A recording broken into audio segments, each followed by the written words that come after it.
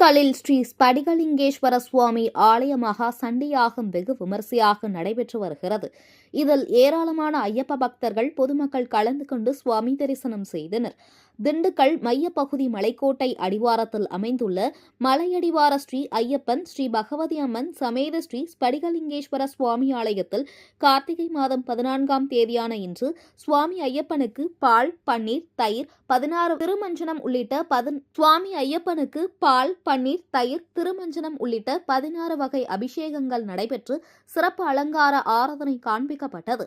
இதனைத் தொடர்ந்து 7 பெண் குழந்தைகளை கன்னிமார் தெய்வங்களாக பாவித்து மகா சண்டையாகத்திற்கு தேவையான பூஜை பொருட்களை கோவில் வளாகத்திற்குள் ஊர்வலமாக எடுத்து சென்று சுவாமி ஐயப்பனுக்கு தீபாராதனை காண்பிக்கப்பட்டது. இதனைத் தொடர்ந்து சிவாச்சாரியர்கள் வேத மந்திரங்கள் முழங்க 7 நிறங்களில் பட்டு சேலைகள், வாழைத்தாறு உள்ளிட்ட பூஜை பொருட்களை பயன்படுத்தி மகா சண்டையாகம் வெகு விமரிசையாக நடைபெற்றது.